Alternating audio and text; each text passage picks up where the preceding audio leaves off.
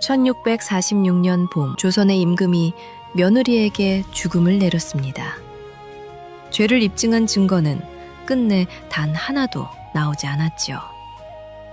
그런데 이 여인이 어떤 사람이었는지 아십니까? 청나라 땅 심양에서 8년간 볼모로 끌려간 왕실 가족과 수백 명의 식소를 먹여 살린 사람입니다. 조선 왕조 500년 역사에 오랑캐라 부르던 청나라 사람들과 직접 물건값을 흥정한 세자비는 이 여인 하나뿐이지요. 인질로 끌려갔던 볼모의 집에 곡식 4,700석이 쌓였고 그 돈으로 노예로 팔려간 조선 사람들까지 되살았습니다. 소현세자의 아내, 세자빈 강씨였어요. 그 8해 동안 남편 소현세자는 청나라와 북경에서 새로운 문물과 과학기술을 접했고 강씨는 심양관을 꾸리며 쌓은 경험과 인맥으로 남편과 함께 이전과는 다른 새로운 조선을 꿈꾸기 시작했습니다. 고국으로 돌아가 시아버지 인조 임금에게 그간의 노고를 인정받으면 그 꿈을 조선의 미래를 위해 펼칠 수 있으리라 믿었지요.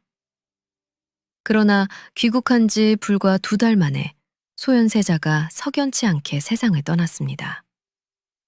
맏아들은 왕위 계승에서 밀려났고 왕의 수라에서 독이 발견되자 느닷없이 강씨가 범인으로 지목됐지요. 그리고 강씨가 죽은 이듬해 인조는 어미도 없이 남겨진 12살과 8살, 겨우 4살이던 친손자 셋까지 제주도로 유배 보내버리게 됩니다. 세자빈 강씨는 대체 어떤 사람이었기에 이처럼 모질고 황당한 일을 당해야 했을까요? 인조는 왜 아들의 아내와 제 핏줄인 손자들에게까지 이토록 가혹했을까요? 그리고 왕의 수라에 오른 그 독은 대체 누가 넣은 것일까요? 그 답을 찾으려면 사약이 내려진 1646년에서 19회를 거슬러 올라가야 합니다. 이 이야기는 실록과 심양장계, 그 기록과 행간을 이야기로 엮어낸 것입니다. 거침없는 한국사는 항상 기록된 사실과 이야기적 각색에 대하여 명확하게 정리해드리고 있사오니 영상 말미의 팩트체크까지 함께 하시면 좋을 듯합니다. 그리고 구독, 좋아요 잊지 말아주세요. 자, 이제 이 이야기의 시작인 17살의 강씨를 만나러 함께 가보시죠. 때는 1627년 겨울이었습니다. 17살의 강씨는 1살 아래인 소현세자와 혼례를 올리고 왕실의 며느리가 되었지요. 문신 강석기의 둘째 딸로 예법을 익히고 자란 강씨를 두고 시아버지 인조 임금도 덕이 있고 유순한 며느리를 얻었다며 기뻐했습니다. 강씨는 화려한 가마를 타고 궁궐로 들어왔어요. 남편이 왕위에 오르면 자신은 왕비가 되고 2사람의 맏아들은 다시 다음 왕위를 이어야 했으니 그 앞날은 누구의 눈에도 흔들림이 없어 보였습니다. 그러나 9해 뒤인 1636년 겨울, 청나라 대군이 압록강을 건너오면서 모든 것이 달라졌습니다. 청군은 한양을 향해 곧장 달려왔고 조정이 피란을 결정했을 때에는 이미 강화도로 향하는 길까지 위태로워진 뒤였지요. 인조 임금의 원래 목적지는 강화도였습니다. 바다로 둘러싸인 섬에서 군량과 물자를 비축하며 버틸 생각이었지만 판단이 늦어지는 사이 청군이 길을 막았고 인조 임금은 결국 남한산성으로 방향을 돌려야 했어요. 왕실의 여인들과 어린 왕손들은 그보다 앞서 강화도로 보내졌습니다. 세자빈 강씨도 돌이 지나지 않은 원손과 어린 자식들을 데리고 피란길에 올랐지요.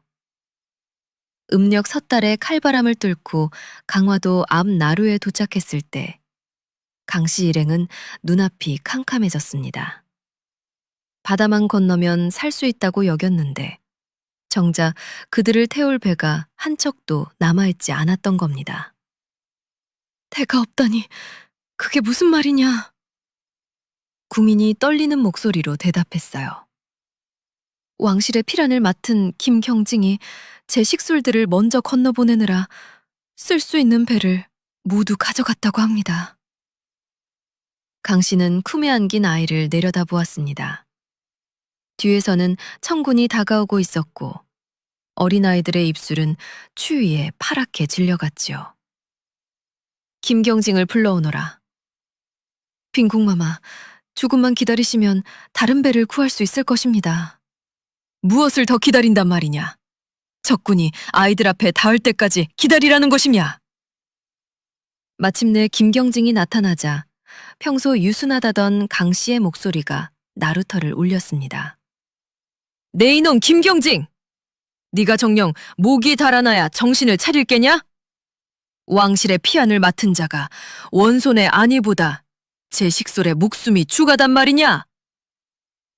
세자빈 강 씨의 호통에 마침내 배가 마련되었고 왕실 일행은 가까스로 바다를 건널 수 있었습니다. 궁궐에서는 법도를 지키며 조용히 살던 강 씨였지만 사람의 목숨이 걸린 순간에는 더 이상 침묵하지 않았어요. 그리고 강화도에 도착한 강 씨는 곧 자신의 목숨보다 먼저 지켜야 할 한 아이를 선택하게 됩니다. 그 아이는 돌도 지나지 않은 소현세자의 맏아들 원손이었습니다. 강 씨가 강화 나루에서 목소리를 높여가며 지켜낸 아이였고 이제 강화도 안에서 또 한 번 목숨을 걸고 지켜야 할 아이였지요. 섬에 들어선 왕실 사람들은 그제야 숨을 돌렸습니다. 사방이 바다로 둘러싸였으니 청군도 쉽게 건너오지 못하리라 믿었고 강화도를 지키는 장수들 역시 바다가 곧 성벽이라며 방비를 서두르지 않았어요. 정묘호란 때에도 왕실이 몸을 피했던 곳이니 이번에도 이 섬이 자신들을 지켜줄 것이라 여긴 겁니다. 그러나 적은 기다려주지 않았습니다. 청군이 배를 모아 갑곶 쪽으로 건너오기 시작하자 섬 안은 순식간에 뒤집혔습니다. 급히 불려나온 군사들은 제대로 대열도 갖추지 못했고 지휘관들은 서로 책임을 미루며 우왕좌왕했지요. 성 안으로 적이 들이닥쳤다는 소식이 퍼지자 궁인들과 피란민들이 한꺼번에 몰려나와 아이 울음과 고함이 뒤엉기기 시작했습니다. 빈궁마마, 지금이라도 몸을 피하셔야 합니다. 강 씨는 품에 안긴 원손을 내려다보았습니다. 겨우 돌도 지나지 않은 아이가 울다 지쳐 가슴에 얼굴을 묻고 있었어요. 품 안의 체온은 따뜻했지만 바깥에서는 적군이 성문을 향해 다가오고 있었습니다. 내가 아니라 이 아이부터 데리고 나가라. 마마를 두고 어찌 저희만 피하겠습니까? 나는 다시 길을 찾을 수 있다. 하지만 이 아이에게 무슨 일이 생기면 소현세자의 뒤는 누가 있겠느냐? 어서 데리고 가라. 강 씨는 원손을 가까운 사람들에게 맡기고 무슨 일이 있어도 아이만은 살려보내라고 거듭 당부했습니다. 그때 왕실의 여인들 사이에서는 적의 손에 붙잡히느니 차라리 스스로 목숨을 끊겠다는 말까지 오가고 있었지요. 강 씨 역시 마지막 순간을 각오했지만 곁을 지키던 이들이 달려들어 그녀를 막아섰습니다. 마마까지 이곳에서 쓰러지시면 살아남은 아이들은 누구를 의지하겠습니까? 그 한마디에 강 씨는 멈춰 섰습니다. 죽는 것으로 왕실의 체면을 지키는 일보다 살아서 아이들을 붙들어야 한다는 책임이 더 무거웠던 것이지요. 강화도는 무너졌고 강 씨도 원손도 간신히 목숨을 건졌습니다. 그러나 그날 죽음 앞에서 지켜내고자 했던 아이를 훗날 왕위에서 밀어내는 사람은 청나라 황제가 아니었습니다. 아이의 친할아버지 인조 임금이었어요. 강화도가 함락됐다는 소식은 곧 남한산성에 갇혀있던 인조 임금에게도 전해졌습니다. 이제 왕실 가족이 피신한 섬마저 무너졌으니 성 안에서 끝까지 버틴다 해도 달라질 것은 거의 없었지요. 한 달 넘게 포위가 이어지면서 식량은 바닥을 드러냈고 추위와 굶주림에 지친 군사와 백성은 더 버틸 힘을 잃어갔습니다. 끝까지 싸우자는 말과 더 큰 희생을 막아야 한다는 말이 날마다 맞섰지만 성을 구하러 올 군대는 끝내 나타나지 않았어요. 마침내 1637년 장월, 인조임금은 남한산성을 나와 삼전도로 향했습니다. 청나라 황제 홍타이지 앞에서 3번 절하고 9번 머리를 조아렸고 조선은 청나라를 섬기겠다는 굴욕적인 약속을 맺었지요.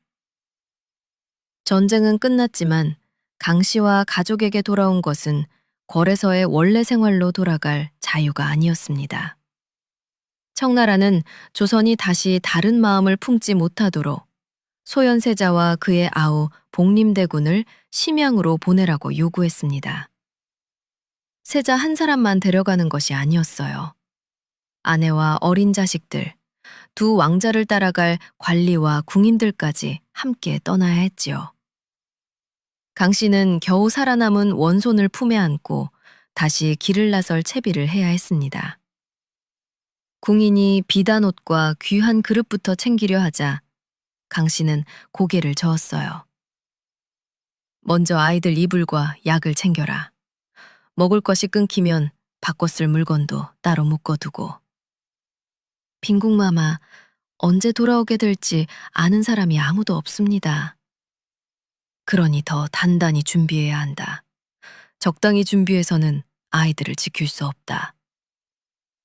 심양으로 떠나기 전날 밤, 소현세자는 잠든 아이들을 한참 내려다보았습니다. 당신과 아이들만이라도 조선에 남길 수 있다면 좋겠소.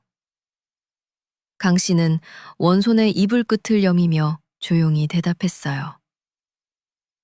저하께서 홀로 가시면 남겨진 저희가 편히 살 수 있겠습니까? 함께 가서 함께 돌아와야지요. 심양에 도착하기도 전에 강씨는 이미 달라지고 있었습니다. 궁궐에서는 주어진 것을 받았으면 되었지만 이제부터는 무엇이 필요한지 스스로 헤아리고 마련해야 했지요. 1637년 음력 2월 8일 소현세자와 세자빈 강씨, 복림대군 부부와 수행원들은 청나라 수도 심양을 향해 떠났습니다. 홀렛날 강씨를 궁궐 안으로 데려갔던 가마가 왕실의 영광을 상징했다면 이날의 가마는 그녀를 조선 밖으로 데려가는 인질의 가마였어요. 그리고 2달 가까운 여정 끝에 심양 성문 앞에 도착했을 때 강씨는 그 가마에서 내려와 새로운 세상을 스스로 열어가는 놀라운 모습을 보여주게 됩니다.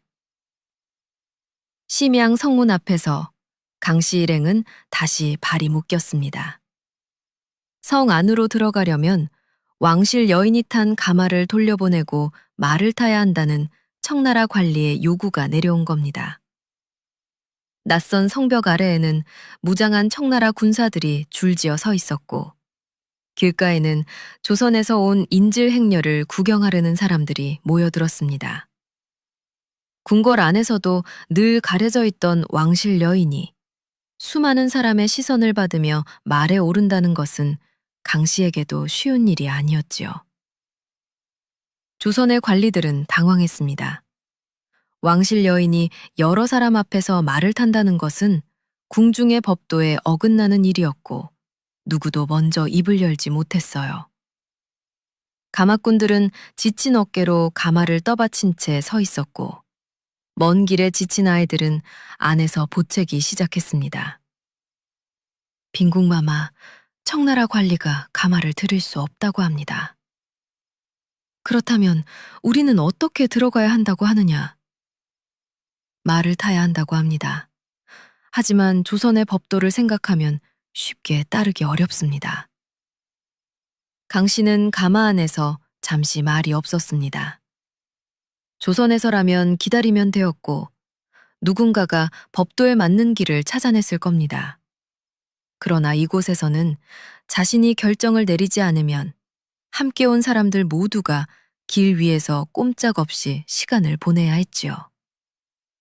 청나라 군사는 다시 성문 안으로 들어오라고 재촉했고, 바깥에서는 날이 저물기 시작했습니다. 아이 하나가 울음을 터뜨리자 가까이 있던 구민이 가마 곁으로 다가와 낮은 목소리로 말했어요. 마마, 아이들이 더는 버티기 어렵습니다. 가마꾼들도 아침부터 제대로 쉬지 못했습니다. 강 씨는 발 아래 놓인 가마 바닥을 바라보았습니다. 조선에서는 이 가마가 세자빈의 품위와 안전을 지켜주었지만 지금은 모두의 발목을 붙잡는 짐이 되어 있었지요. 마침내 강 씨가 가마에 발을 걷게 했습니다. 가마를 내려놓아라. 빈궁마마, 사람들이 모두 보고 있습니다.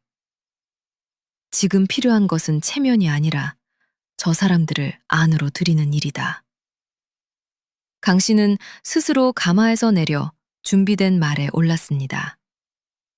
오랜 이동으로 몸은 굳어 있었고 익숙하지 않은 말등 위에서 균형을 잡는 일도 쉽지 않았지만 강 씨는 고삐를 놓지 않았어요.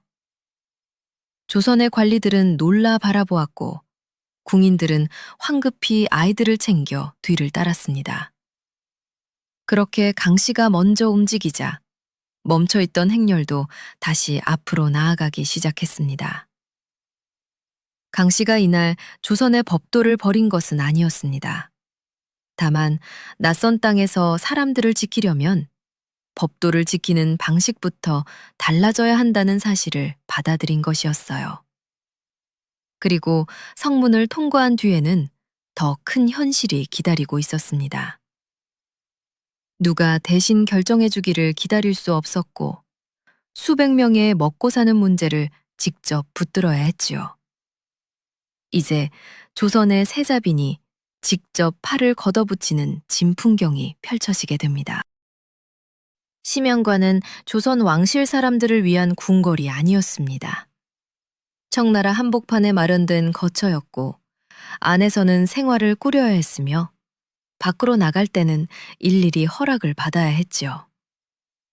소현세자는 청나라 왕족들에게 자주 불려나갔고 심양관 안에 남은 사람들의 살림은 자연스레 강 씨의 몫이 되어갔습니다. 처음 함께 온 사람만 관리와 궁인, 군사와 하인을 합쳐 댁 90명 안팎이었습니다. 작은 마을 하나가 통째로 낯선 땅으로 옮겨온 셈이었고 시간이 흐를수록 오가는 사신과 수행원까지 더해져 많을 때는 300명이 넘는 사람이 이곳에 머물렀지요. 청나라가 처음부터 아무것도 주지 않은 것은 아니었습니다. 곡식과 찬거리 같은 기본 물자는 내려왔지만 수백 명이 나누기에는 늘 모자랐지요. 부족한 것은 심양관이 알아서 메워야 했고 채소와 과일은 멀리 평안도에서 다달이 실어와야 할 형편이었습니다. 어느 날 아침 상공 하나가 거의 비어버린 곡식독을 열어 보였습니다. 빈궁마마, 지금처럼 나누어주면 열흘을 넘기기 어렵습니다.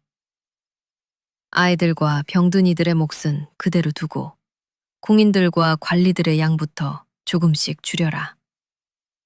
반발하는 이들이 있을 겁니다. 강 씨는 한동안 대답하지 못했습니다. 누구의 밥을 줄여야 하는지 결정하는 일은 장부의 숫자를 고치는 것과 달랐어요. 한쪽을 살리기 위해 다른 쪽을 굶겨야 할 수도 있었으니까요. 그날 저녁, 한 관리가 강 씨를 찾아왔습니다. 빈궁마마, 왕실의 체면을 생각하셔야 합니다. 윗사람의 상부터 줄이면 아랫사람들이 불안해할 것입니다. 그 체면으로 굶주린 사람을 먹일 수 있습니까? 그래도 법도는 지켜야 하지 않겠습니까? 강 씨는 잠시 눈을 감았다가 조용히 말했어요. 사람이 먼저 살아야 법도도 남습니다. 오늘부터 내 상도 함께 줄이세요. 이 선택이 모든 문제를 해결한 것은 아니었습니다. 며칠을 더 버틸 수 있을 뿐이었고, 약과 옷감, 땔감까지 부족해지자 심양관 곳곳에서 불만이 터져 나왔지요. 강 씨도 처음부터 능숙한 살림꾼은 아니어서 잘못 헤아린 몫을 다시 나누고 밤 늦게까지 장부를 들여다보며 다음 끼니를 계산해야 했어요. 궁인들 사이에서는 언제까지 이런 생활을 견뎌야 하느냐는 원망도 나왔지만 강 씨는 그 말을 막기보다 직접 들었습니다. 불평이 사라지지 않는다는 것은 그만큼 사람들의 삶이 다급하다는 뜻이었으니까요. 어느 날에는 죽 한 그릇을 두고 어린아이와 병든 노인이 함께 기다리는 모습을 보았고, 강 씨는 그날 밤 자신의 몫을 내어보내고도 한참 잠들지 못했습니다. 그러는 사이 심양 성 밖에서는 조선에서 끌려온 포로들이 노예로 사고 팔리고 있었습니다. 가족을 찾는 울음이 들려올 때마다 강 씨는 심양관 안의 사람들만 지키는 것으로는 이 고통이 끝나지 않는다는 사실을 깨닫게 됩니다. 그런데 사람들을 되찾을 돈이 어디에 있었겠습니까? 그 돈을 만들 길이 생각지도 못한 모습으로 심양관 문 앞에 걸어 들어오게 됩니다. 심양 생활이 3년째로 접어들 무렵 심양관에 뜻밖의 제안이 들어왔습니다. 청나라 왕족이 사람을 보내 조선의 종이와 무명천, 담배와 과일을 구하고 싶다며 은과 물품을 내민 것이었지요. 조선 관리들의 표정은 단번에 굳어졌습니다. 세자 부부는 청나라의 볼모였고, 강 씨는 장차 왕비가 될 사람이었어요. 그런 세자빈이 오랑캐라 부르던 청나라 사람들과 물건값을 흥정한다면 조선 조정에서 어떤 말이 나올지 뻔했습니다. 빈궁마마, 물건을 내주는 것은 몰라도 장사로 보이게 해서는 안 됩니다. 강 씨는 탁자에 놓인 종이와 무명천을 바라보았습니다. 조선에서는 흔히 쓰던 물건이 이곳에서는 쌀과 약재로 바뀔 수 있었고, 굶주린 식솔들의 며칠을 더 이어줄 수도 있었지요. 이들이 원하는 것이 우리에게 있고, 우리에게 필요한 것이 저들에게 있다면 서로 바꾸면 됩니다. 그 일을 장사라 부르든 다른 이름으로 부르든 사람을 먹일 수 있다면 해야지요. 강 씨 혼자 모든 일을 처리한 것은 아니었습니다. 소현세자가 청나라 왕족들과 관계를 맺고 조선 관리들이 물건을 모아들이면 강 씨는 심양관 안에서 무엇을 남기고 무엇을 내어줄지 살폈어요. 조선 조정으로 보내는 공식 보고인 장계와 거래 내역도 그냥 지나치지 않았습니다. 어느 날에는 조선에서 온 물건이 방 한쪽에 가득 쌓였고, 다른 쪽에는 청나라에서 받은 은과 약재가 놓였습니다. 강 씨는 물건의 이름과 수량을 하나씩 읽어달라고 한 뒤 장부와 실제 물건이 맞는지 대조했어요. 처음부터 시세와 거래법을 알고 있었던 것은 아닙니다. 어떤 물건이 이곳에서 귀한지 관리들에게 묻고, 거래를 마친 뒤에는 무엇을 더 남겼어야 했는지 다시 따져보며 배워갔지요. 종이는 얼마나 남았습니까? 이번 물량을 내보내면 겨울까지 쓰기 빠듯합니다. 그렇다면 전부 보내지 마세요. 우리가 쓸 몫을 남기고 나머지만 바꾸도록 하세요. 처음에는 심양관의 부족한 살림을 메우기 위한 작은 거래였지만 청나라 지배층 사이에서 조선의 종이와 무명천이 좋다는 말이 퍼지자 거래 품목과 오가는 사람이 점점 늘어났습니다. 해가 뜨면 심양관 문 앞에는 조선 종이를 손끝으로 비벼보는 청나라 사람들과 담배 꾸러미의 냄새를 맡아보는 상인들이 모였지요.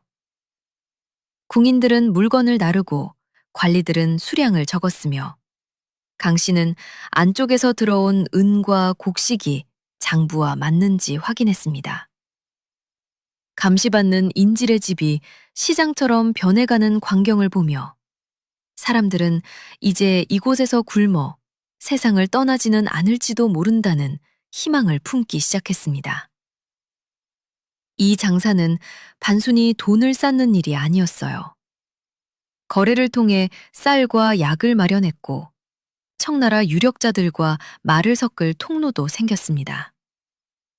소현세자가 청나라의 무리한 요구를 조금이라도 누그러뜨리려 할 때 심양관이 가진 물자와 신용은 작지만 분명한 힘이 되어 주었지요.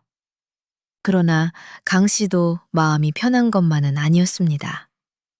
장부의 은이 늘어날수록 조선에서 자신을 바라보는 시선은 더 차가워질 수 있었어요. 청나라와 가까워졌다는 의심, 세자빈이 바깥일에 나섰다는 비난, 왕실의 체면을 팔아 돈을 번다는 험담이 언젠가 자신에게 돌아올지도 몰랐습니다. 그럼에도 강 씨는 멈추지 않았습니다. 눈앞에는 약을 기다리는 병자와 끼니를 기다리는 아이들이 있었으니까요. 그렇게 무역으로 겨우 숨통을 틔운 심영관에 더 큰 명령이 떨어졌습니다. 내년부터는 식량을 주지 않겠다. 땅을 내어줄 테니 직접 농사를 지어 먹어라. 장사로 버티는 것만으로는 더 이상 충분하지 않았습니다. 이제 세자 부부는 수백 명의 밥을 스스로 땅에서 만들어내게 됩니다.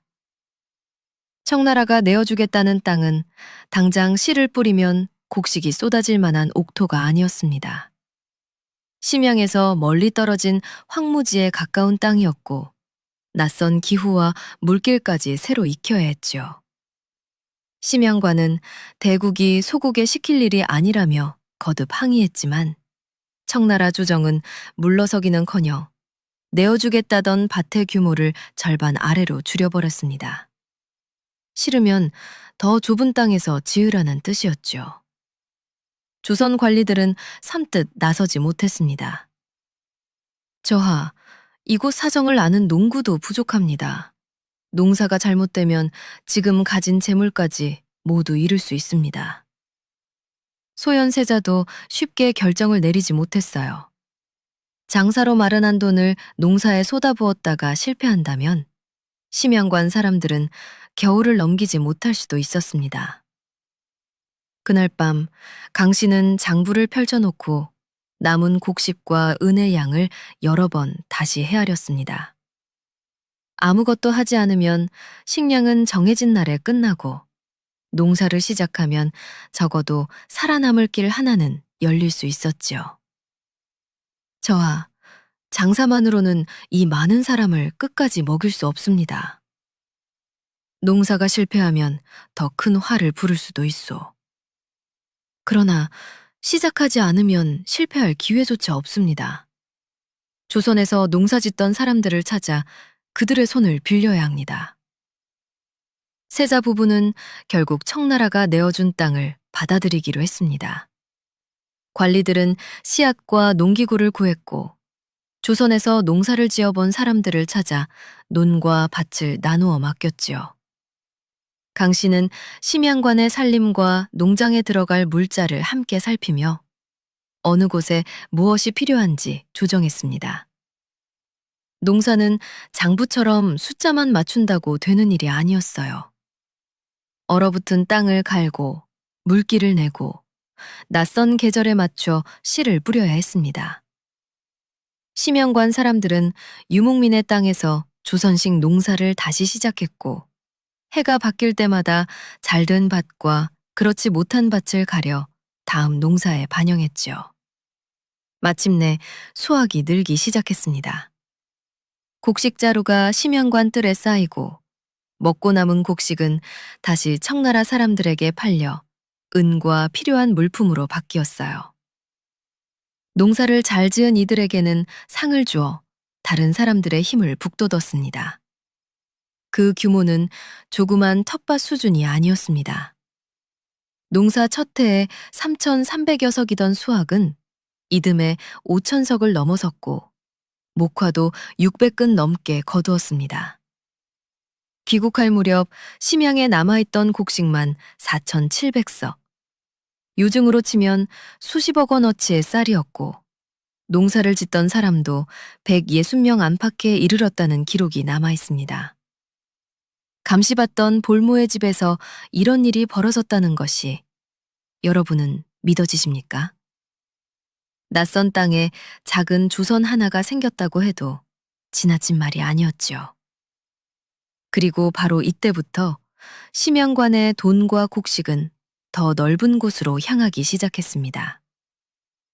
성박 노예시장에는 병자호란 때 끌려온 주선 사람들이 여전히 사고 팔리고 있었습니다. 부모와 자식이 서로 다른 주인에게 팔렸고 형제는 헤어진 뒤 다시 만날 길조차 알 수 없었지요. 세자 부부와 심양관 사람들은 장사와 농사로 마련한 돈을 포로들의 몸값을 치르는 데에도 쓰기 시작했습니다. 한꺼번에 모두를 데려올 수는 없었지만 찾을 수 있는 사람부터 값을 치르고 심양관 가까이로 불러들였어요. 어느 날 값을 치르고 데려온 사람들 틈에서 한 여인이 갑자기 무릎을 꺾었습니다. 끌려온 지 6해 만에 먼저 속환되어 농장에서 일하던 제 어미를 알아본 것이었지요. 두 사는 서로의 이름조차 부르지 못한 채 한참을 붙들고 울었습니다. 그 울음을 지켜보던 심영관 사람들은 자신들이 모은 은이 무엇을 사오는 돈인지 그날 똑똑히 알게 되었어요. 빈궁마마, 이번에 데려온 사람들 가운데 농사를 지어본 이들이 많습니다. 강 씨는 먼 길을 끌려온 사람들의 거친 손을 바라보았습니다. 저 손으로 다시 자기 밥을 짓게 하세요.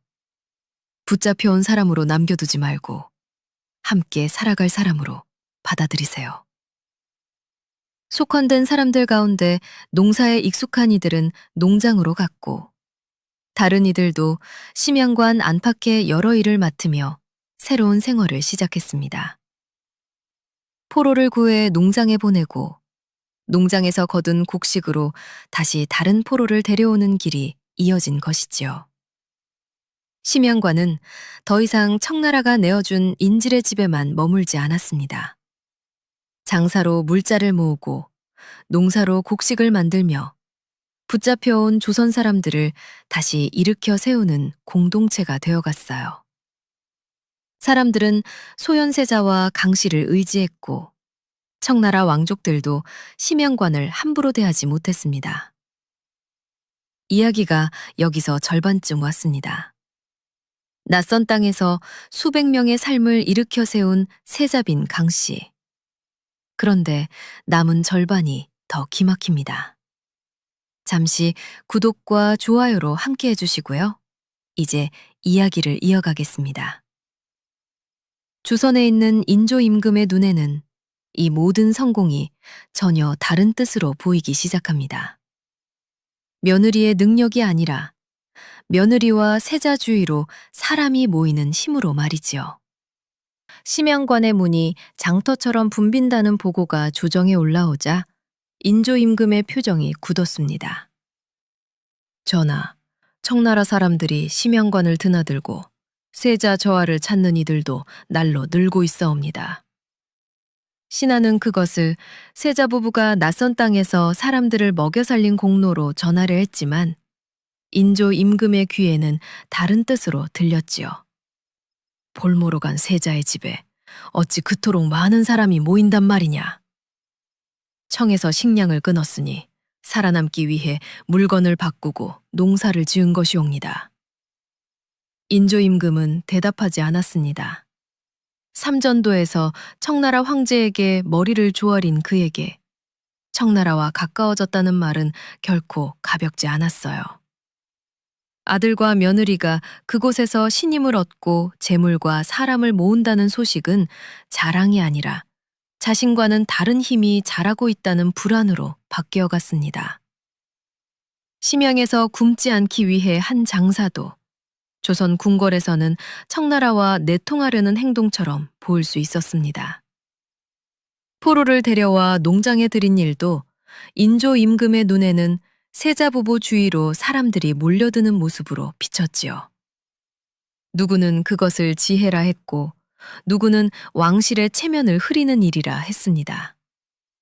같은 공로가 조정에 들어오는 순간 의심의 말로 바뀌고 있었어요. 의심은 말로만 그치지 않았습니다. 인조 임금은 심양관에 은밀히 사람을 심어 세자 부부의 동정을 살피게 했고 궁 안에서는 임금의 총애를 받던 후궁 조 씨가 세자 내외를 헐뜯는 말을 보태고 있었지요. 볼모의 집에서 벌어지는 하루하루가 임금의 서한 위에서는 딴 마음의 증거로 쌓여가고 있었습니다. 강 씨가 그 차가운 시선을 뚜렷이 느낀 것은 1643년 친정아버지 강석기가 세상을 떠났을 때였습니다. 부친상을 당한 강 씨는 청나라의 허락을 얻어 잠시 조선에 들어왔고 아버지의 빈소를 찾아 마지막 절을 올리게 해달라고 청했습니다. 그러나 그 뜻은 받아들여지지 않았어요. 왕실의 며느리는 마음대로 친정에 드나들 수 없다는 법도와 여러 사정이 앞세워졌습니다. 전하, 자식된 도리로 아버지께 마지막 인사만 올리게 해주시옵소서. 세자빈 강 씨는 거듭 청했지만 끝내 허락을 얻지 못했습니다.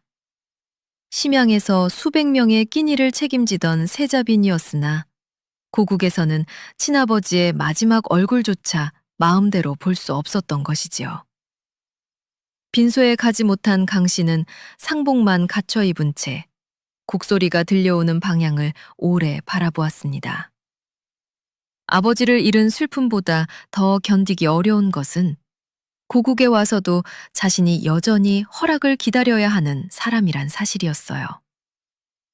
심양으로 돌아온 강 씨는 상복을 정리하지 못한 채 한동안 말이 없었습니다. 소현세자가 곁에 앉아 조심스레 물었지요. 아버님께 인사는 드렸소?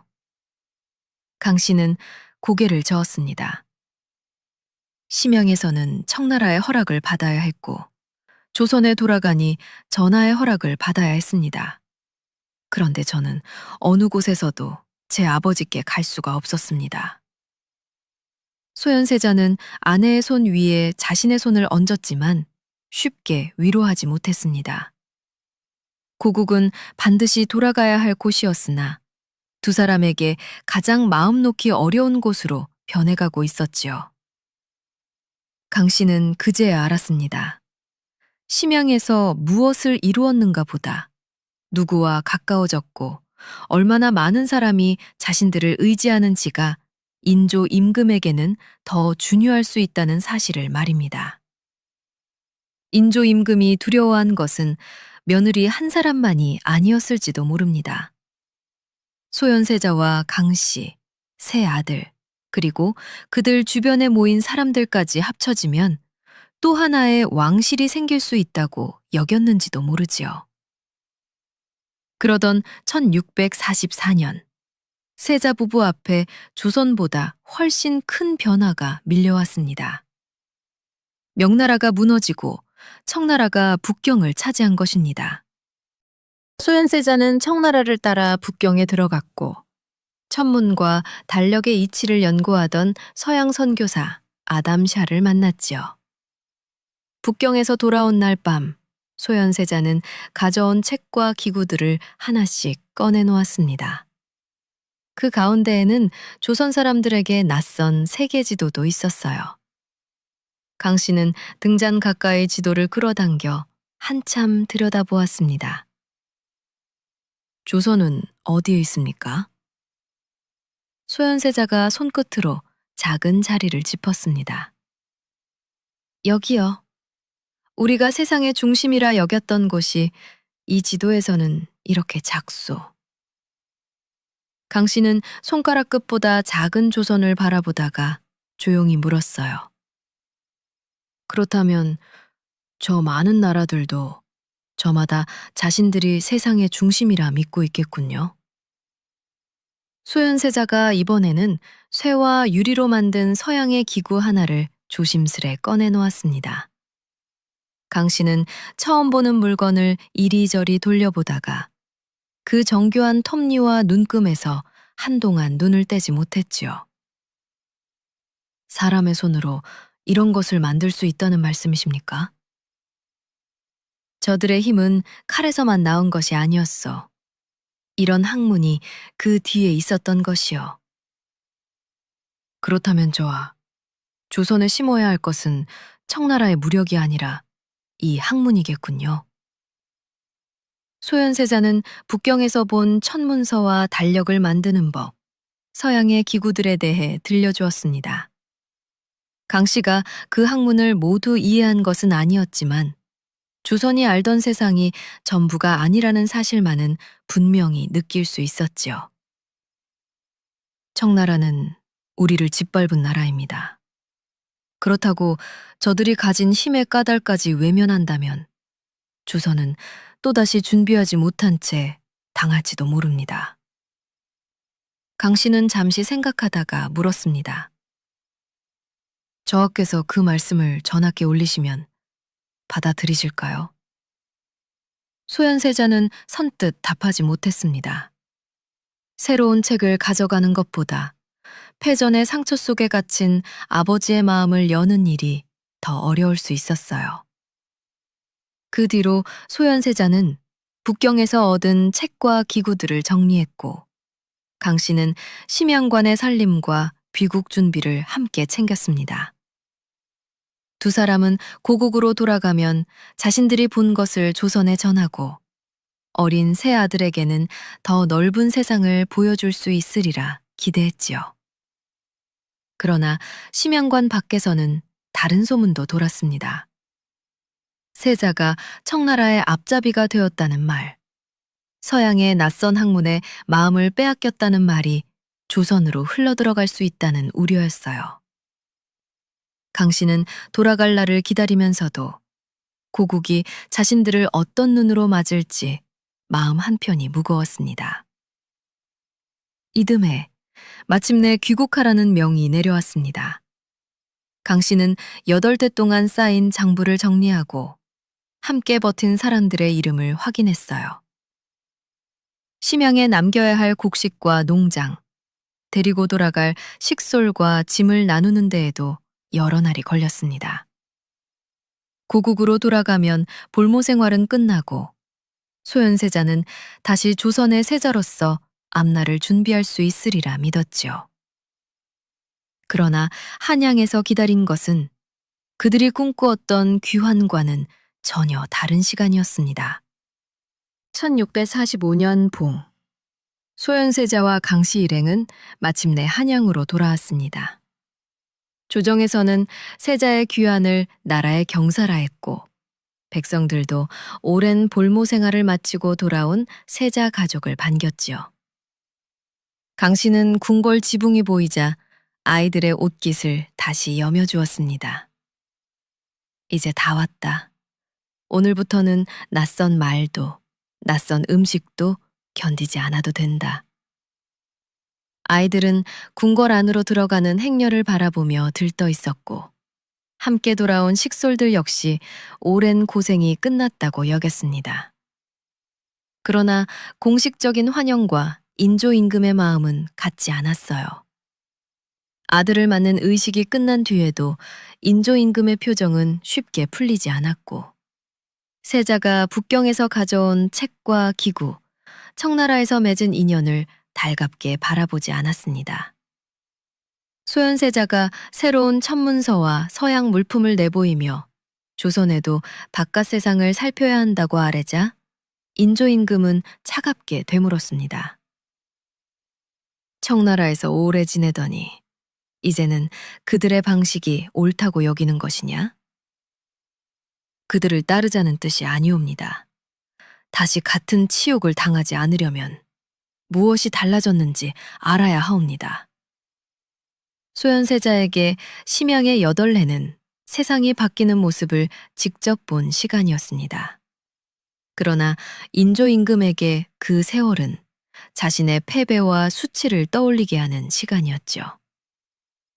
아버지와 아들은 같은 조선을 걱정하면서도 서로 다른 곳을 바라보고 있었습니다. 강 씨는 두 사람 사이에 흐르는 냉기를 느꼈습니다. 저하, 전하께서 받아들이실 시간을 조금 드리세요. 우리가 본 것을 감춘다면 그 긴 세월을 버틴 까닭이 무엇이겠소? 귀환의 기쁨은 오래가지 못했습니다. 소현세자의 몸에 이상이 생긴 겁니다. 처음에는 먼 길의 피로가 한꺼번에 밀려온 것이라 여겼지만 열이 오르고 기운이 빠지면서 병세는 빠르게 깊어졌어요. 강 씨는 밤마다 남편 곁을 지켰습니다. 저와 심양의 겨울도 견디셨습니다. 이번에도 일어나셔야 합니다. 하지만 귀국한 지 약 2달 만에 소현세자는 세상을 떠났습니다. 너무 갑작스러운 죽음이었습니다. 시신의 상태가 평범하지 않았다는 기록이 남으면서 독사를 의심하는 말이 뒤따랐지만 실제로 독이 쓰였는지 누가 그런 일을 했는지는 끝내 밝혀지지 않았지요. 강 씨는 남편의 침상 곁에서 한동안 움직이지 못했습니다. 심양에서는 굶주려 죽어가던 조선의 백성을 살릴 방법을 찾아냈지만 바로 눈앞에서 식어가는 남편만은 붙잡을 수 없었어요. 저하께서 돌아오신 지 겨우 2달입니다. 이렇게 끝날 리가 없습니다. 어린 아들은 어머니의 소매를 붙잡고 아버지가 다시 일어날 수 있느냐고 물었습니다. 강 씨는 아이를 품에 안았지만 아무 말도 하지 못했죠. 자신도 이해할 수 없는 죽음을 어린아이에게 설명할 수는 없었습니다. 장례를 치른 뒤에도 강 씨와 아이들은 상복을 벗지 못했죠. 그런데 궁궐에서는 곧 다음 세자를 누구로 정할 것인가를 두고 움직임이 시작됐어요. 수연세자의 맏아들이자 원손인 아이는 누구보다 먼저 논의되어야 할 유력한 계승 후보였습니다. 더구나 그 아이는 강 씨가 제 목숨보다 앞세워 지켜낸 첫 아이였죠. 신하들 가운데에도 원손을 생각하는 이들이 있었고 복림대군 자신도 형의 아들이 있는 상황에서 자신이 세자가 되는 일을 부담스러워했습니다. 그러나 인조 임금은 원손이 아니라 자신의 둘째 아들 복림대군을 다음 세자로 정하려 하고 있었습니다. 그 뜻은 곧 왕명으로 굳어졌습니다. 인조 임금은 소현세자의 맏아들인 원손을 건너뛰고 둘째 아들 복림대군을 새 세자로 삼겠다고 했지요. 조정이 술렁였습니다. 소현세자에게는 이미 새 아들이 있었고 그 가운데 원손은 가장 먼저 거론될 수밖에 없는 후계자였습니다. 하지만 인조 임금은 전쟁 뒤의 나라를 어린아이에게 맡길 수 없다는 판단과 형이 세상을 떠나면 아우가 뒤를 이은 전례를 내세웠어요. 왕명을 받은 복림대군도 선뜻 나서지 못했습니다. 형님의 아들인 원손이 있는데 제가 어찌 그 자리를 받을 수 있겠사옵니까? 부디 명을 거두어 주시옵소서. 그러나 인조 임금은 뜻을 바꾸지 않았습니다. 지금 조선에는 장성한 세자가 필요하다. 너는 형의 아이들을 내 자식처럼 돌보면 된다. 복림대군은 다시 사양했지만 왕의 결정은 이미 내려진 뒤였습니다. 훗날 효종이 되는 복림대군이 형의 자리를 탐냈다고 단정할 수 없는 까닭도 여기에 있었지요. 강 씨에게 그 소식은 남편의 죽음에 이어 또 한 번 바닥이 꺼지는 일이었습니다. 원손이 계승선에서 밀려나는 순간 새 아들은 더 이상 왕실의 미래가 아니라 새 세자의 앞길을 불편하게 만들 수 있는 존재로 바뀌고 말았어요. 빈궁의 처소를 찾던 사람들도 눈에 띄게 줄었습니다. 어제까지 원손에게 허리를 깊이 숙이던 이들이 이제는 눈을 피했고 문안을 오던 사람들도 하나둘 발길을 끊었지요. 강 씨는 왕의 선택이 사람의 태도를 얼마나 빠르게 바꾸는지 아이들보다 먼저 알아차렸습니다. 맏아들이 조심스럽게 물었습니다. 어머니, 숙부님께서 세자가 되시면 저는 어떻게 되는 것입니까? 강 씨는 아이의 손을 감싸 쥐었습니다. 너는 소현세자의 아들이다. 그 사실만은 누구도 없앨 수 없다. 그러나 바로 그 혈통이 아이를 지켜줄지 오히려 위험하게 만들지 강 씨도 알 수 없었습니다. 원손과 그 어머니가 살아있는 한 복림대군의 책봉을 못마땅해 하는 사람들이 언젠가 그들 곁으로 모을 수 있었기 때문이지요. 인조임금이 경계한 것은 며느리 한 사람만이 아니었을지도 모릅니다. 강 씨와 새 아들 뒤에 남아있던 또 하나의 왕실이 될 가능성이었는지도 모르지요. 강 씨의 처소는 날이 갈수록 고립됐습니다. 아이들이 궁안을 지날 때마다 사람들은 누가 보고 있는지부터 살폈어요. 강 씨는 아이들 앞에서 두려움을 감췄지만 밤이 되면 잠든 새 아들의 얼굴을 차례로 들여다보았습니다. 남편을 잃은 뒤 남은 일은 아이들을 지키는 것뿐인데 궁궐 안에서 그녀가 할 수 있는 일은 날마다 줄어들고 있었지요. 그리고 이듬해 정월, 인조임금의 수라에 오른 전복구이에서 독이 발견됐다는 보고가 올라왔습니다. 독은 발견됐지만 누가 넣었는지는 아무도 보지 못했습니다. 그런데 인조임금의 의심은 곧바로 강 씨를 향했습니다. 소현세자가 세상을 떠난 뒤부터 강 씨와 친정 사람들을 못마땅하게 여겨온 데다 원손을 둘러싼 마음이 아직 궁궐 안에 남아있다고 여겼기 때문이지요. 강 씨의 처소를 드나들던 궁인들과 수라간 나인들이 붙잡혀갔습니다. 이름이 불린 여인만 8명이었어요. 그들은 감옥에 갇힌 채 누가 독을 넣었는지, 강 씨에게 어떤 명을 받았는지 거듭 추궁당했습니다. 세자빈이 시킨 것이냐? 아니옵니다. 그런 명을 받은 적이 없사옵니다. 그렇다면 누가 전복에 손을 댔느냐? 알지 못하옵니다. 문초가 이어졌지만 강 씨의 지시를 입증할 자백은 나오지 않았습니다. 독이 언제, 누구의 손을 거쳐 전복에 들어갔는지도 밝혀지지 않았지요. 독이 수라상에 올랐다는 사실과 강 씨가 그 일을 시켰다는 주장은 본래 다른 문제였습니다.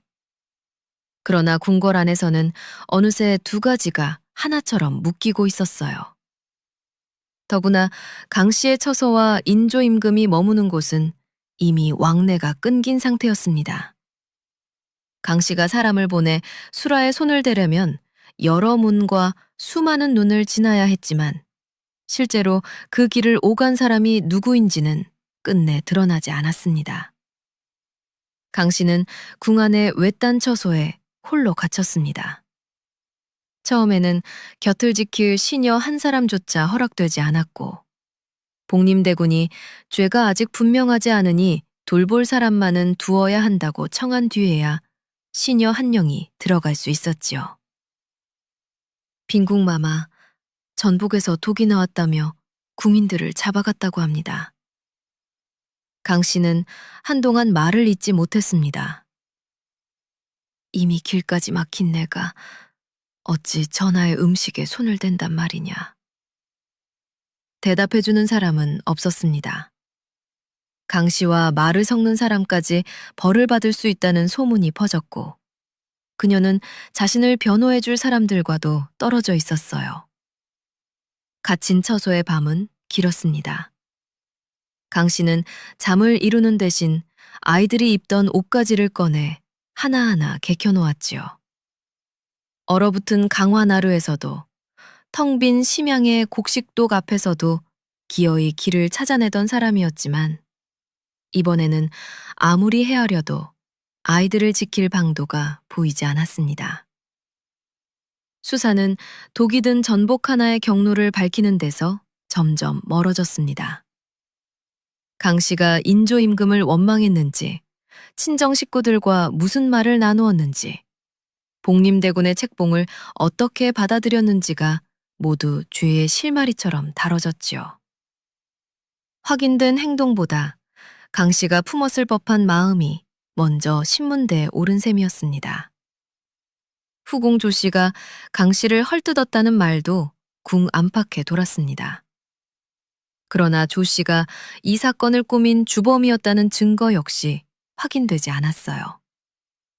분명한 것은 그 참소가 인조임금의 오래된 의심을 더욱 굳게 만들었다는 사실이었습니다. 강 씨는 무엇보다 새 아들을 걱정했습니다. 아이들은 아직 너무 어렸습니다. 남편의 자리를 빼앗긴 아이들이 이제 어머니마저 죄인으로 몰리면 궁궐 안에서 누구를 의지할 수 있을지 알 수 없었지요. 내게 죄가 있다면 밝히게 하라. 그러나 아이들에게까지 그 죄를 씌워서는 안 된다. 그 호소가 왕에게 닿았는지는 알 수 없습니다.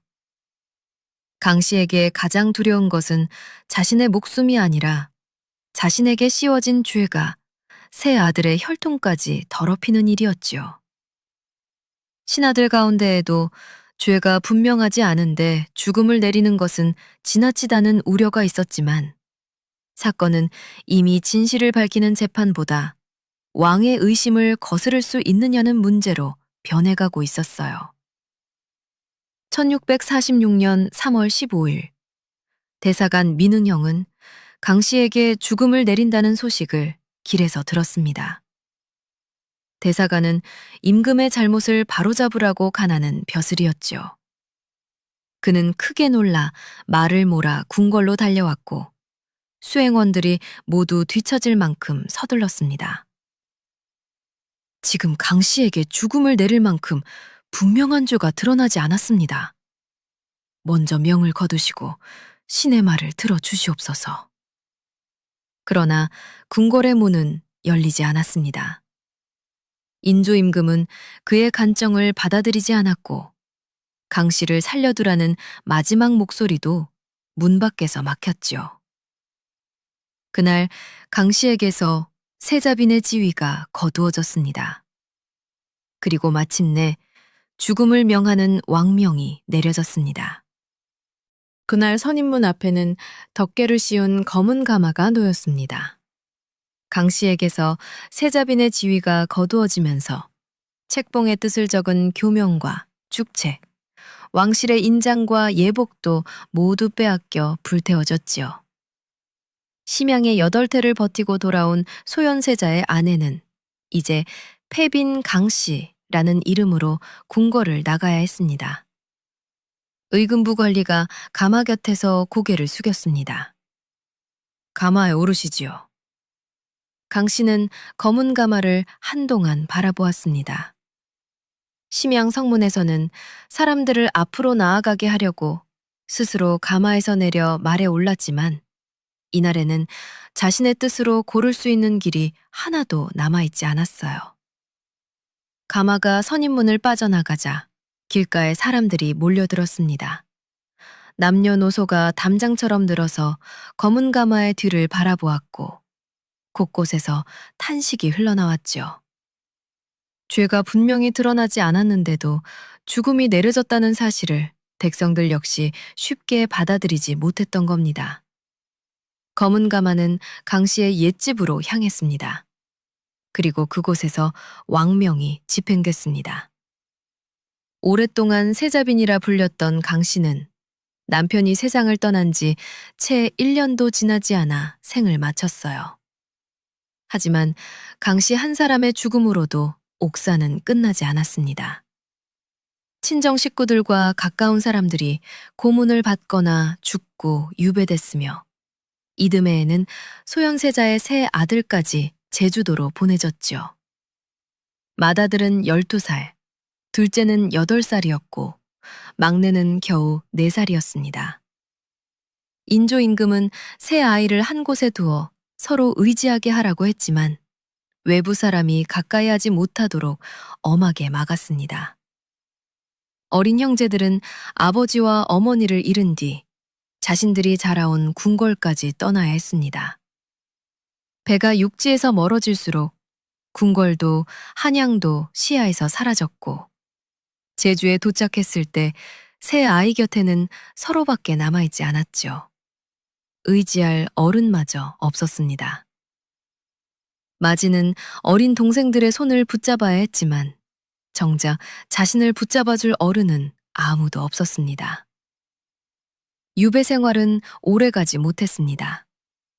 맏아들은 제주에서 세상을 떠났고 2달 남짓 뒤에는 둘째마저 병으로 숨졌어요. 끝내 살아남은 것은 4살에 유배됐던 막내 아들 한영뿐이었습니다. 강 씨가 강화도에서 목숨을 걸고 지켜냈던 원소는 왕이 되지 못했습니다. 심양의 굶주림과 낯선 세월을 견뎌낸 아이는 결국 조선이 보낸 유배지에서 13살의 짧은 생을 마쳤지요.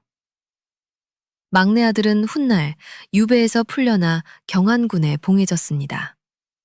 그러나 궁궐로 돌아왔을 때 그의 곁에는 아버지도 어머니도 함께 제주로 갔던 2 형도 없었어요. 왕실의 한 계통은 간신히 이어졌지만 그 가족이 치른 대가는 되돌릴 수 없었습니다. 그로부터 72해가 흐른 1718년, 조정은 강 씨의 지위를 회복시키고 민회빈이라는 시호를 내렸습니다.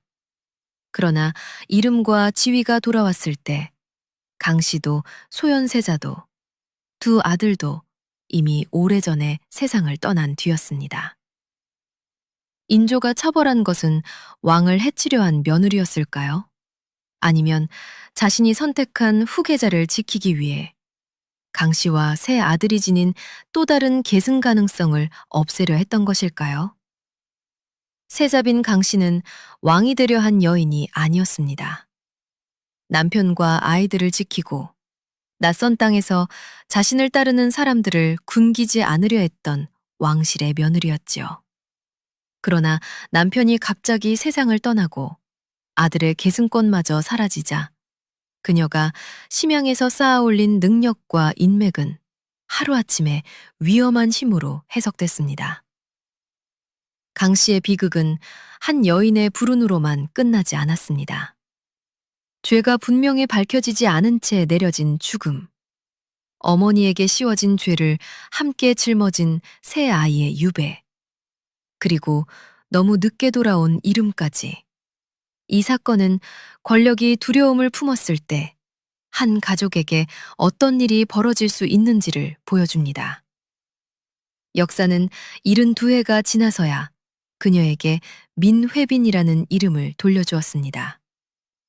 하지만 그때는 남편도, 먼저 떠난 2 아들도, 강 씨 자신도 이미 돌아올 수 없는 곳에 있었습니다. 되찾은 것은 이름뿐이었고 빼앗긴 세월과 가족은 끝내 되돌아오지 않았죠. 강 씨가 끝까지 지키려 했던 것은 왕절하기보다 남편이 남긴 아이들과 그 아이들이 살아갈 내일이었는지도 모릅니다. 그러나 그 소박한 바람조차 궁궐의 두려움 앞에서는 너무 큰 위협이 되고 말았습니다. 자, 이제 기록된 사실과 극적인 각색 부분을 알려드릴게요. 첫째, 심양관의 장사와 농사 그리고 포로 속화는 실록과 심양 장기에 남아있는 사실입니다. 첫해 3,300여 석에서 이듬해 5,000석을 넘긴 수확량, 귀국 무렵 남아있던 4,700여 석의 곡식도 기록 그대로입니다. 다만 이 일들은 소현세자 부부와 심양관 관리들이 함께 해낸 것이고 본문은 강 씨를 주인공으로 삼아 그녀의 역할을 중심에 두었으며 현장의 대화와 인물의 심리는 극적으로 재구성했습니다. 그러나 볼모의 집이 수백 명을 먹여 살리는 공동체가 되었다는 큰 줄기만은 기록이 분명하게 말해줍니다. 둘째, 소현세자의 죽음입니다. 귀국 2달 만에 갑작스러운 죽음이었고 시신의 상태가 심상치 않았다는 기록도 있지만 독사를 입증할 직접 증거는 없습니다. 인조가 아들을 죽였다고 단정할 수는 없다는 뜻입니다. 역사가 남긴 것은 답이 아니라 의문이죠. 셋째, 강씨의 죽음입니다. 인조의 수라에 오른 정복에서 독이 발견된 뒤 강씨 측 궁인들이 문초를 받았지만 강씨의 지시를 입증할 자백도 증거도 끝내 나오지 않았습니다. 그런데도 강씨는 폐위되어 죽음을 받았습니다. 죄가 입증되어 처벌된 것이 아니라 처벌이 먼저 정해져 있던 사건. 이것이 이 옥사가 380년이 지난 지금까지 이야기되는 까닭입니다. 넷째, 그 뒤의 일들입니다. 이듬해 세 아들이 제주도로 유배되어 마지와 둘째가 그곳에서 세상을 떠났고 막내만 살아남아 훗날 경안군에 봉해진 것. 그리고 72해 뒤인 1718년에 강씨가 민회빈으로 복권된 것은 모두 기록에 남아있는 사실입니다. 기록이 말해주는 것은 여기까지입니다. 증거 없이 내려진 죽음과 너무 늦게 돌아온 이름, 그 사이에 72해를 어떻게 읽을지는 이제 듣는 분들의 몫으로 남겨두겠습니다. 여러분은 인조의 선택이 이해가 되시나요? 역사에 가정은 없다지만 소현세자와 세자빈 강씨가 무사히 왕위를 이었다면 조선은 어떻게 달라졌을까요? 효종이 된 복림대군은 청나라에서의 불무 생활을 바탕으로 북벌을 주창하던 왕이었습니다.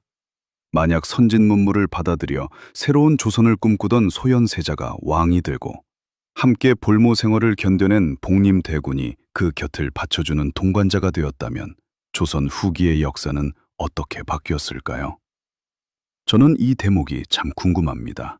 여러분의 생각도 댓글로 남겨주세요. 그리고 구독과 좋아요로 함께 해주시면 다음 영상이 올라올 때 가장 먼저 만나보실 수 있습니다. 지금까지 거침없는 한국사였습니다. 감사합니다.